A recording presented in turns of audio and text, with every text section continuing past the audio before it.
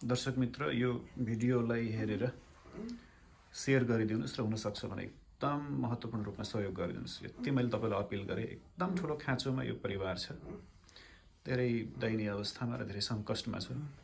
तपाईहरु सबैलाई मेरो अनुरोध के छ भने जति हुन सक्छ यो भिडियोलाई शेयर गरिदिनुस्। म एकदम महत्त्वपूर्ण एउटा धेरै दुःखद घटना यहाँ देखाउन गइरहेको छु। हाम्रो जवान भाइ हुनुहुन्छ, उहाँको गालामा चाहिँ क्यान्सर भएको छ र औषधि गर्ने पैसा नभएर निकै दयनीय अवस्थामा हुनुहुन्छ। म आमासँग कुरा गर्न चाहे। आमा हजुर कुन ठाउँबाट? मेरो अब हे भन्नु पर्यो यतै भुरी गाउँ कहाँ हो हजुर? भुरी गाउँ सैनवार। हाम्रो घर सैनवार हो, नगरपालिका पनि त्यही पर्छ, ठाकुर बाबा नगरपालिका 4 नम्बर वार्ड। हजुरको छोराको नाम चाहिँ के हो? अर्जुन। कति वर्षको हुनुहुन्छ? 28 वर्षको हो। के उहाँलाई के भएको छ? अब यसको पहिलाबाट घाउ भएको थियो अनि अब अस्पतालमा लिँदा छिटै अपरेसन गरेर काट्नुपर्छ भनेको छ गएर। अब त्यही हो,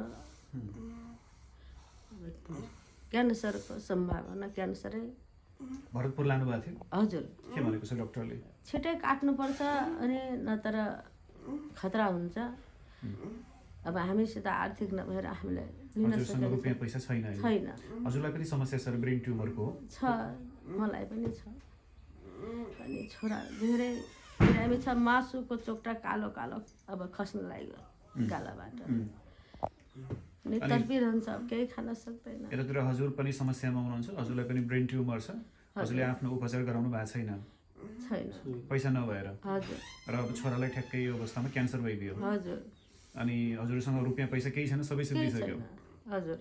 अनि यो अवस्थामा यो भिडियो हेर्नेहरू के भन्न चाहनुहुन्छ हजुरले चाहिँ? अब सबैले अब हाम्रो लागि सहयोग गरिदिनु होला। हाम्रो आर्थिक कमजोरी भएको हामी, अनि हामीसित केही उपाय छैन औषधि उपचार गर्ने, अनि हजुरहरूले सबैले दया गर्नुहोला भन्ने आशा छ हामीलाई। दर्शक मित्रमा चाहिँ जवान भाइ हुनुहुन्छ अर्जुन, भुरी गाउँको इलाकातिरको हुनुहुन्छ। अहिले गुलेरिया नगरपालिका वडा नम्बर 1 मा आउनुभएको थियो आफ्नो दिदीको घरमा।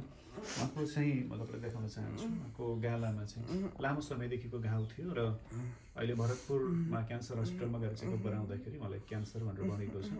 अनि उहाँ आमालाई चाहिँ पहिले नै ब्रेन ट्युमर थियो अनि उहाँले उपचार सबै पैसा लगाएर धेरै विपन्न परिवारबाट उहाँहरू र त्यहाँबाट औषधि गरिराख्नु भएको। तर त्यही क्रममा अचानक छोरालाई पनि त्यस्तो भइसकेपछि रुपैयाँ पैसाको अभावले उहाँले आफ्नो उपचार त छोडिदिनु भयो नै, अनि छोराको उपचारतर्फ लाग्नुभयो। केही पनि छैन अहिले उहाँहरूसँग, धेरै नाजुक अवस्थामा उहाँहरू अहिले हुनुहुन्छ र डाक्टरले त्यहाँ चाहिँ छिट्टै बोलाइराख्नु भएको छ।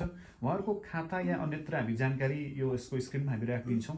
कृपया तपाईँले सम्पर्क नम्बर र खाता ब्याङ्क डिटेल त्यहाँ हामी उपलब्ध गराउँछौँ। तपाईँहरूले छिट्टै सम्पर्क गरिकन जति हुनसक्छ उहाँलाई सहयोग गरिदिनुहोस्।